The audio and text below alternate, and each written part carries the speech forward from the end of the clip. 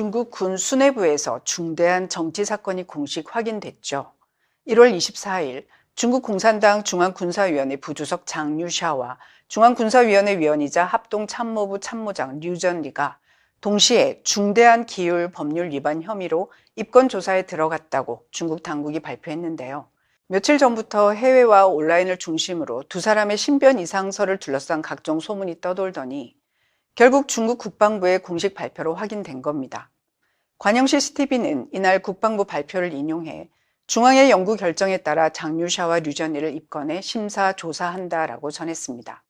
이번 사태는 단순한 군 인사 문제를 넘어 중국 공산당 내부 권력 구조가 심각한 불안정 국면에 접어들었음을 보여주는 신호로 해석되고 있습니다.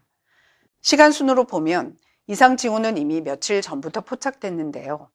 장유샤와 류전리는 1월 20일 열린 성부급 고위 간부 대상 정치사상 전문 연수반 개강식에 나란히 불참했습니다. 이어 1월 23일 진행된 수료식에도 모습을 드러내지 않으면서 중국 안팎에서는 두 사람의 신변에 문제가 생긴 것 아니냐는 관측이 급속히 확산됐고요. 장유샤는 이 연수반뿐 아니라 예정돼 있던 국방대학 연례 행사에도 불참했고 전 총참모부 부참모장 퉁프린 상장의 장례식에서 장유샤 명의의 조화가 행사 직전에 철거됐다는 점도 군 내부 이상 신호로 거론됐습니다. 이에 앞서 호주에 거주하는 중국계 평론가가 X를 통해 장유샤가 이미 소환 조사를 받았고 그의 아들과 기밀 비서 그리고 류전리 역시 조사를 받고 있다라는 주장을 제기한 바 있습니다. 다만 에포크타임스는 이러한 주장을 독립적으로 검증할 수 없어 보도에 신중을 기해왔는데요. 이 같은 상황에서 1월 24일 중국 국방부가 전격적으로 입건 조사 사실을 발표했습니다. 국방부는 중앙의 연구 결정에 따라 장유샤와 류전리를 입건해 심사 조사한다고 밝혔는데 여기서 연구 결정이라는 표현은 학술적 검토가 아니라 당 지도부 내부의 합의가 이미 이루어졌다는 뜻으로 해석됩니다. 관영 CCTV와 신화통신도 즉각 이를 보도하며 두 사람의 혐의를 공식화했죠. 신화통신은 인민해방군 기관지인 해방군보 사설을 인용해 장유샤와 류전리가 중앙군사위원회 주석 책임제를 위반하고 당의 군대에 대한 절대적 통제 원칙을 훼손했다라고 강하게 비판했습니다.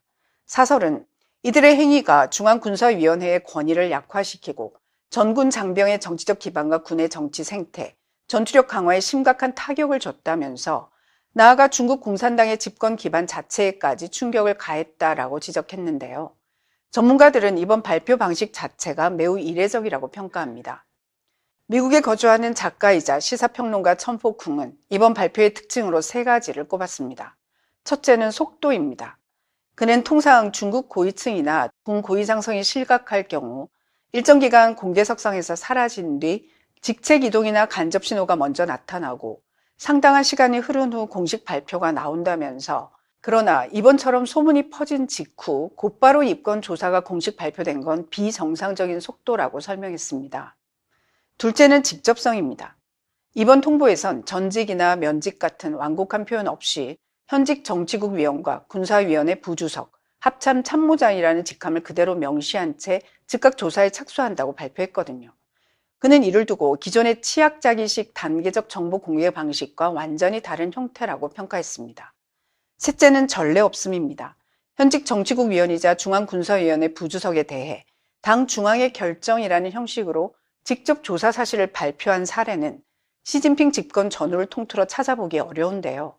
특히 중앙기율검사위원회나 군기율위원회가 아닌 당 중앙 명의로 발표됐다는 점 자체가 이례적이라는 겁니다. 이는 고위층 권력 기제가 극도로 긴장된 상태에 놓여 있고 군 내부 권력 다툼이 이미 공개적이고 급박한 국면으로 치닫고 있음을 보여주는 신호라는 분석입니다. 중국 경제학자 수 샤오허 역시 이번 발표를 매우 이례적이라고 평가했지만 형식보다는 그 배경에 주목합니다. 그는 소문이 확산된 시점부터 공식 발표까지의 간격이 유례없이 짧았고 과거 군 고위층 조사 과정에서 보이던 절차적 완충 장치가 거의 사라졌다라고 지적했습니다. 이는 지도부가 긴급하고 중대한 상황 판단을 내렸을 가능성을 보여준다는 분석입니다. 특히 주목되는 점은 관영 발표 이후의 침묵입니다. 과거 고위장성 숙청 때와 달리 이번에는 발표 후 1시간이 지나도록 전면적인 충성 표명 성명이나 지지 러시가 나타나지 않았는데요. 관가 전체가 비정상적으로 조용한 상황인데 이는 각 세력이 상황을 관망하며 계산에 들어갔고 공개된 정보보다 훨씬 복잡한 권력 충돌이 진행 중일 가능성을 시사합니다. 군 내부 동향과 관련해 대만 국방안전연구원의 션밍스 연구원은 에포크타임스와의 인터뷰에서 현재까지 중국군 고위층에서 최고 지도자를 공개적으로 지지하는 성명은 나오지 않았고 이례적인 부대 이동도 확인되지 않고 있다며 전국 추이를 지켜볼 필요가 있다라고 평가했습니다. 그는 특히 베이징 인근에 배치된 제82집단군과 중부 전구의 움직임이 향후 정세의 중요한 변수가 될 수 있다고 지적했는데요. 위기 상황에서 이들 부대가 누구의 지휘에 따르느냐가 결정적이라는 분석입니다. 션밍스 연구원은 순수하게 군사력만 비교하면 경호부대와 야전부대는 상호 대등한 전력이 아니다라며 실제로 대치 상황이 벌어질지는 정치적 명령과 군의 복종 체계가 어떻게 작동하느냐에 달려있다라고 분석했습니다. 정치적 배경을 보면 이번 사태는 시진핑 집권 이후 누적되어 온 군 내부 긴장의 폭발로 해석됩니다. 장 유샤는 시진핑 집권 초반 군부에서 친위대 역할을 했던 핵심 인물이지만 이후 진행된 군부 대규모 숙청 과정에서 불만을 품고 시진핑 지도부와 대립각을 세워왔다는 관측이 제기돼 왔거든요. 또 장유샤 가문은 시진핑 가문과 혁명 시기부터 이어진 연한 세교 관계로 알려져 있어 이번 낭만은 사적 인연조차 정치 권력 앞에서는 무력해졌음을 보여주는 사례로 평가됩니다. 이 같은 공식 발표와 전문가 분석과는 별도로 해외 독립평론가들 사이에서는 훨씬 급진적인 관측도 나오고 있는데요. 해외 독립평론가 차이성쿠는 이번 사태를 중량급 군사 변동이라고 규정하며 이번 체포작전에 공안부 특근국과 중앙경위국 그리고 중앙기율검사위원회가 공동 참여했다고 밝혔습니다. 그는 23일 소셜미디어 X에 장유샤 등 고위장성 17명이 체포됐다는 소식은 절대적으로 정확하다며 류전이를 비롯해 샤오텐양 상장, 중샤오진 중장 등도 함께 체포됐다라고 전했습니다. 또 조만간 대규모 추가 체포가 이어질 가능성이 크다고 전망하면서 이미 장유샤 등의 체포 사실이 전날 오후 성부급 간부들에게 통보됐고 이어 부성급 간부들에게도 관련 내용이 전달될 예정이라고 주장했고요. 차이성쿠는 하루 전에는 더 구체적인 주장도 내놨는데요. 최신 정보에 따르면 장유샤와 류전니 그리고 중샤오진이 동시에 체포됐고 장유샤의 가족 전원도 함께 연행됐다라는 겁니다. 이와 관련한 내용은 이미 당 지도부 내부에 통보됐다라고도 말했습니다. 호주에 거주하는 법학자 위안 홍빙은 더욱 비관적인 전망을 내놓습니다. 그는 현역 상장급 인사들이 거의 전멸하다시피 했고 중장, 소장급에 대한 숙청은 더욱 광범위하며 대령급 장교에 대한 정리 규모는 훨씬 크다고 주장했는데요. 위안 홍빙은 이 같은 대규모 숙청이 오히려 군 지휘 체계를 붕괴시키고 있고 2026년은 중국 공산당의 당군 체제가 가장 취약한 해가 될 것이라고 전망했습니다.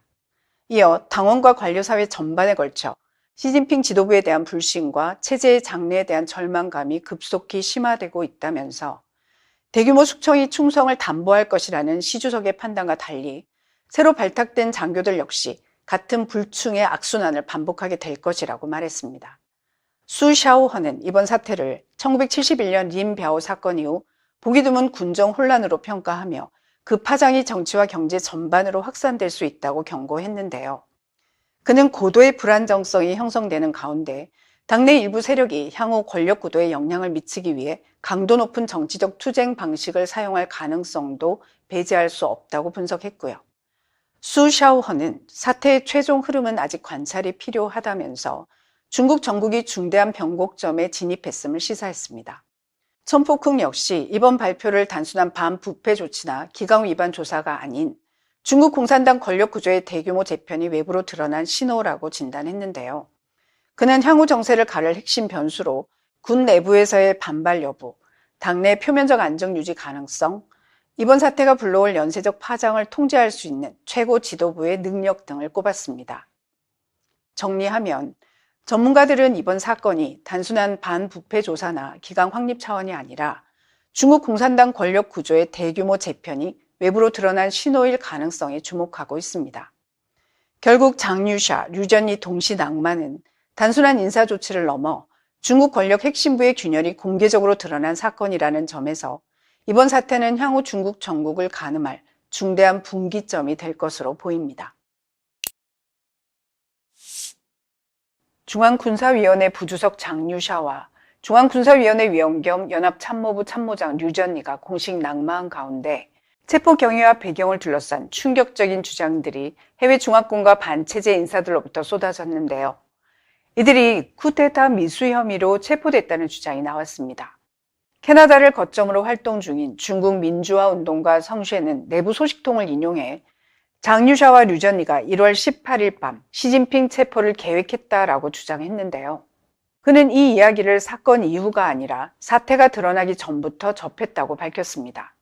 성쉐에 따르면 그는 1월 19일 중국 내부 사정을 아는 지인 A씨로부터 이미 장유샤가 체포됐고 중국에 중대 사건이 발생했다라는 연락을 받았습니다. 당시 캐나다 오타와에서 회의 일정이 겹쳐 있었던 그는 이 내용을 곧바로 공개하지 않고 대화 기록만 남겨두었다고 설명했는데요. 이 대화 기록에서 또 다른 인물은 장유샤와 류전리가 베이징 시간으로 1월 18일 밤 시진핑 체포 작전을 계획했다라고 주장합니다. 당시 시진핑은 베이징 하이댕구의 고위층 전용 호텔 겸 안전가옥인 징시빈관에 머물 예정이었다고 합니다. 최근 몇 년간 신변 안전을 이유로 일정한 거처 없이 숙소를 수시로 옮겨 다녔다는 설명도 덧붙였고요. 장유샤 측은 이 징시빈관이 군사위원회가 관리하는 고위층 전용 안가이자 군 통제 시설인 만큼 체포 작전을 실행하기에 가장 적합한 장소라고 판단했다는 겁니다. 실제 작전은 18일 밤으로 예정돼 있었지만 작전 개시 약 2시간 전 내부 고발로 정보가 시진핑 측에 유출됐다고 합니다. 시진핑은 즉시 징시빈관을 빠져나왔고 겉으로는 아무 일도 없었던 것처럼 조용히 움직이면서 장유샤 체포를 포함한 역습을 지시했다는 주장입니다. 이 과정에서 장유샤 측 선발 인력 일부가 이미 징시빈관에 투입돼 있었고 시진핑 측이 급히 투입한 인력과 충돌하면서 총격전이 벌어졌다는 주장도 나왔는데요. 양측 모두 사상자가 발생했다는 이야기까지 전해졌지만 이 부분은 현재까지 중국 당국이나 다른 독립 소식통을 통해 확인되지는 않았습니다. 다만 분명한 건 체포 과정이 평상시와는 전혀 달랐다는 점입니다. 일설에 따르면 장유샤는 징시빈관에서 대규모 병력에 포위돼 체포됐다고 합니다. 또 다른 설에서는 성북급 간부 회의를 앞두고 이동하던 중 경호원 4명만 대동한 상태에서 매복 중이던 약 100명의 병력에게 급습을 당했다고 전해집니다. 이 과정에서 장유샤 측이 격렬히 저항했고 사실상 전투에 가까운 물리적 충돌이 있었을 가능성도 제기됩니다. 일부 퇴역 장교는 장유샤의 경호 인력이 군 최고 수준 특수부대로 알려진 설표 돌격대 출신 요원들로 구성됐을 가능성을 거론했고 이들을 제압한 병력이 공안부장 왕샤오흥이 지휘하는 공안 소속 무장 경찰일 수 있다는 관측도 나왔고요. 만약 군이 아닌 경찰 병력이 현직 중앙군사위 부주석 체포에 투입됐다면 군 내부에서는 이를 치욕적인 사건으로 받아들일 수밖에 없다는 평가도 이어집니다. 다만 이런 주장들 역시 교차 검증되지는 않았습니다. 충격은 여기서 그치지 않습니다. A씨는 시진핑이 장유샤와 류전리 체포를 지시하면서 두 사람의 가족 전원에 대해서도 체포 명령을 내렸다고 주장했는데요. 그렇다면 이는 형벌은 가족에게 미치지 않는다는 중국 공산당 내부의 오랜 불문율을 정면으로 깬 조치가 됩니다. A씨는 또 이번 사건으로 시진핑은 크게 놀랐고 그의 모친과 누나도 소식을 전해 듣고 극도의 공포를 느꼈다라고 전했습니다. 이들이 머무는 선전 영빈관은 즉시 경비가 강화돼 사실상 전면 통제 상태에 들어갔다는 소식도 나왔고요. 장유샤와 류전리가 가족을 미리 대피시키지 않은 이유에 대해서는 작전 성공을 확신했고 사전 대피는 오히려 계획 노출로 이어질 수 있었다는 설명이 나왔는데요. 이미 시진핑 측 정보망이 두 사람 가족 주변에도 촘촘히 깔려 있었을 가능성이 있다는 겁니다. 성쉐는 이를 두고 악순환이라고 표현합니다. 시진핑은 극도로 의심이 많고 누구도 믿지 않으며 그 결과 주변 인사들은 늘 불안에 떨게 된다는 거죠. 이 불안은 다시 행동을 위축시키고 그 위축된 모습은 또다시 의심을 불러 더 큰 사태로 이어지는 구조라는 겁니다. 중국 공산당 체제 자체가 극도로 불투명한 블랙박스 구조이기 때문에 권력자들 사이의 상호 경계와 음모가 끊이지 않는다는 분석도 덧붙였습니다. 외부 언론과 1인 매체, 인플루언서들이 장유샤를 둘러싼 각종 추측을 쏟아낸 건 역시 시진핑의 의심을 키웠을 가능성이 있다는 지적입니다. 중국 당국의 대응이 유난히 빠르고 강경했던 이유도 이런 맥락에서 해석되는데요. 허웨이둥의 경우 신변 이상설이 수개월 돌다가 충분한 선전 작업을 거쳐 발표가 나왔습니다. 반면 장류샤는 군 내부 위상이 훨씬 높았음에도 주요 회의 불참 소문이 퍼진 지 며칠 만에 낙마가 공표됐거든요. 일부 중화권 매체와 평론가들은 전국 불안을 차단하고 군 내부 동료를 조기에 진압하기 위해 조기 발표를 택했을 것이라고 해석합니다. 미국의 평론가 헝허는 태자당, 산시파를 대표하는 장류샤를 쳤다는 건 시진핑이 군과 원로 세력 모두에게 선전포고를 한 셈이라고 평가했습니다. 대만 정치대의 커우제넌 교수는 군 내부 인맥 구조가 급격히 재편되며 고위 장성들 사이에 불안 심리가 확산할 것으로 전망했고, 중앙연구원의 차이원슈안 연구원은 이번 조치가 군내 웅얼다이 세력과의 공개 결별 선언일 수 있다고 분석했습니다. 다만 이런 해석들은 공식 확인이 아닌 SNS와 일부 매체를 중심으로 확산하는 분석이라는 점도 함께 전해졌습니다. 군 내부 동료는 실제로 감지되고 있습니다. 대만 시사평론가 전페이는 전직 중국군 장교의 발언을 인용해 현재 중국군 내부는 상당한 혼란 상태라고 전했는데요. 특히 영급, 척급, 즉 대대장급과 여단급 이상 중경 간부들을 중심으로 사직서와 전업 신청이 급증하고 있다는 점이 주목됩니다. 전업은 단순한 전역이 아니라 군 경력을 완전히 포기하고 지방정부나 국영기업으로 신분을 전환하는 선택입니다. 이 계층은 군의 허리 역할을 하는 핵심 전력인데요. 이들이 조직과의 연결고리를 끊으려 한다는 건 군의 작전 수행 능력과 지휘체계에 심각한 공백을 초래할 수 있다는 신호입니다.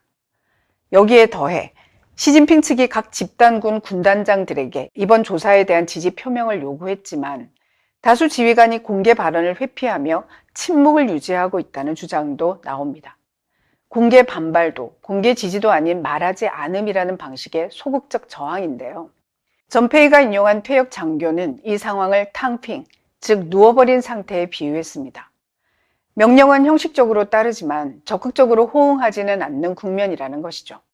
이 장교는 또 한때 시진핑 근위대로 불렸던 31 집단군, 현재는 73 집단군인데요. 여기 출신 인사들 사이에서도 충격이 상당하다고 전했습니다. 푸젠성에서 오랜 기간 근무했던 시진핑의 이력과 맞물려 이 부대 출신 인물들이 요직에 대거 발탁됐던 점을 고려하면 장류샤 같은 군 원로의 급작스러운 몰락은 충성 기반으로 여겨졌던 축에서도 불안을 키웠을 수 있습니다. 전문가들은 이번 사태가 끝이 아니라 더 큰 파장의 시작일 가능성을 경고합니다. 해외 독립평론가 차이성쿠는 장류샤 외에도 최소 17명의 고위 장교가 이미 구금됐고 숙청이 중장, 소장, 나아가 중급 야전 지휘관으로까지 확대될 수 있다고 주장했는데요. 월스트리트 저널의 링링웨이 역시 장류샤와 류전리 체제에서 승진한 수천 명의 장교들이 이제 자신들이 잠재적 표적이라는 사실을 인지하고 있을 것이라고 지적했고요. 추가 숙청의 전조로 지목되는 장면도 있습니다. 장류샤 공식 제거 전 성급, 부급, 간부 고위 학습회의 개막식에 설명 없이 불참한 뒤 군 기강 감독기관이 1월 16일 확대 회의를 소집했는데요. 국영TV 영상에는 고위 장교 참석이 비정상적으로 적게 포착됐고 상장은 단 2명만 보였다는 점이 대비됩니다. 1년 전 같은 회의에는 14명의 상장이 참석했거든요. 가족 문제 역시 논란의 핵심입니다. A씨는 이번 사건이 과거 저우융캉 사건과 유사한 가족 불처벌 불문율 파괴로 이어질 수 있다고 주장했습니다. 2013년 저우융캉 암살 연루설 자체는 확인되지 않았지만 그의 아들 저우빈이 부패 혐의로 조사 체포돼 2016년 징역 18년을 선고받았다는 사실은 월스트리트 저널이 확인한 바 있습니다. 이런 맥락에서 전문가들은 시진핑이 인민해방군 전체를 개인적 충성 체계로 재편하려 하고 있으며 이는 공산당 역사상 가장 큰 규모의 군부 숙청으로 이어질 수 있다고 보고 있습니다. 장류샤 낙마를 둘러싸고 쿠데타 미수에 대한 선제 대응이라는 해석과 시진핑의 사전 기획된 제거라는 해석이 동시에 존재하지만 한 가지는 분명합니다. 이번 사건은 중국군 내부의 균열이 더 이상 감출 수 없는 수준에 이르렀음을 보여주는 중대한 분기점이라는 겁니다. 그리고 이 균열, 아직 끝나지 않았습니다. 최근 중국 군부와 권력 핵심을 둘러싼 극히 이례적인 주장과 정황들이 해외 중화권 매체와 반체제 인사들로부터 잇따라 제기되고 있는데요. 다만 먼저 분명히 말씀드리겠습니다.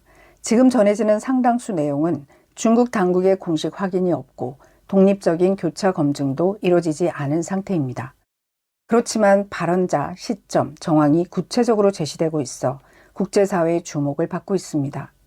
먼저 1월 28일 캐나다에 거주 중인 민주중국전선 전세계 부주석 성쉐는 자신의 X계정을 통해 전직 중국군 장교로부터 전달받았다는 내부 폭로 내용을 공개했는데요. 성쉐는 이 전직 군 관계자와의 대화 내용을 녹취 그대로 공개하며 중앙군사위원회 부주석 장유샤와 중앙군사위원회 위원이자 연합참모부 참모장 류전이가 체포된 이후 시진핑 중국 공산당 총서기가 극도로 잔혹한 방식의 대규모 숙청을 진행하고 있다는 제보를 받았다라고 밝혔습니다. 이 전직 장교는 대화에서 장유샤와 류전이의 근무병과 경호 인력이 전원 사살됐으며 생존자가 없다는 이야기를 들었다고 주장했습니다. 사망 인원은 약 50명 이상으로 추정된다는 말도 덧붙였고요. 이에 대해 성쉐는 이처럼 가혹한 방식은 전례가 드물다고 응답했고 제보자는 남부 정부에서만 약 200명 이상이 체포된 것으로 안다라고 말했습니다. 또한 동부 정부 등 다른 정부에서도 유사한 체포가 진행 중이라고 주장했지만 구체적인 인원이나 시점에 대해서는 정확히 알지 못한다고 밝혔습니다. 이 전직 장교는 시진핑 주석이 명나라 시기에 동창 서창식 비밀 감찰 체계를 모방한 구조를 이미 구축했다고 주장했는데요.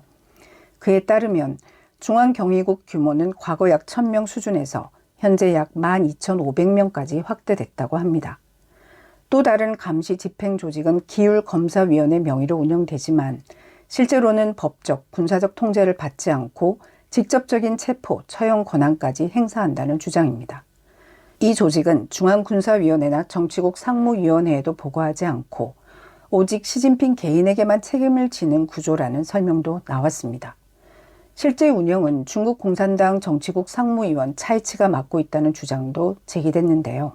해당 제보자는 체포 과정에서 저항이 있을 경우 현장에서 바로 총살이 이루어졌다는 이야기를 들었다라고 주장했습니다. 특히 동부 정부에서 2명이 체포 과정에서 권총으로 공개 사살됐다는 사례를 언급했지만 이 역시 공식 확인이나 제3자 검증은 없는 상태입니다. 성쉐는 이 같은 폭로와 관련해 현재 상황은 중국 군부 내부가 극도의 공포 상태에 들어갔다는 신호로 보인다고 평가하면서도 이 모든 내용은 내부 제보에 기반한 것이며 아직 확인되지 않았다라고 분명히 밝혔습니다. 이런 주장들과 맞물려 중국 내부 상황을 보여주는 영상들도 해외로 전해지고 있는데요.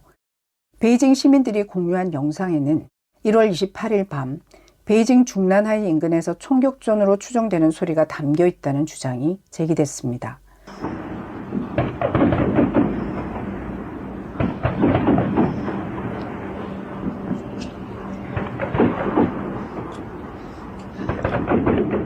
중난하이는 야간 폭죽 사용이 엄격히 금지된 지역이기 때문에 일부에서는 단순한 소음이 아니라 무력 충돌 가능성을 의심하고 있는데요.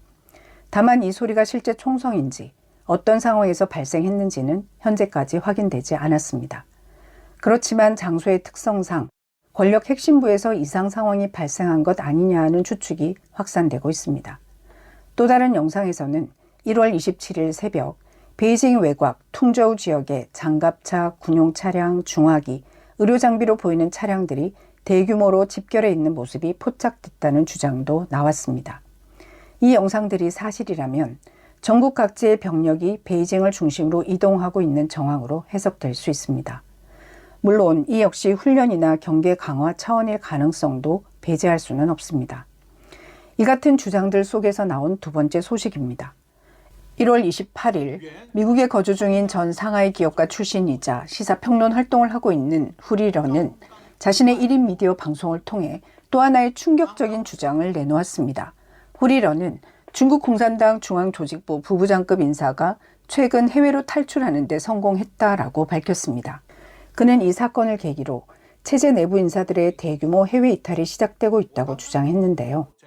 후리런은 이들은 중국 공산당 내부의 기밀과 범죄 증거를 상당 부분 확보하고 있으며 앞으로 중대한 정보 유출이 이어질 가능성이 크다라고 말했습니다. 다만 이 역시 당사자 신원, 탈출 경로, 시점 등은 공개되지 않았고 공식 확인된 건 없습니다. 그는 또 장유샤 체포 사건이 내부 균열을 촉발했고 중국 공산당 내부는 지금 너 죽고 나 살자는 극단적 권력 투쟁 국면에 접어들었다고 평가했습니다. 후리런에 따르면 현재 4급 이상 간부 상당수가 직무에 복귀하지 못하고 조사 대상이 되고 있으며 중앙기율검사위원회가 중앙, 지방, 기층 조직까지 광범위하게 침투해 사실상 소련 시절 KGB와 유사한 감시 구조를 형성했다는 주장도 나왔습니다. 이런 가운데 중국 각지에서 군 차량과 장갑차, 무장 차량 이동을 촬영한 영상들이 온라인에 확산되고 있습니다.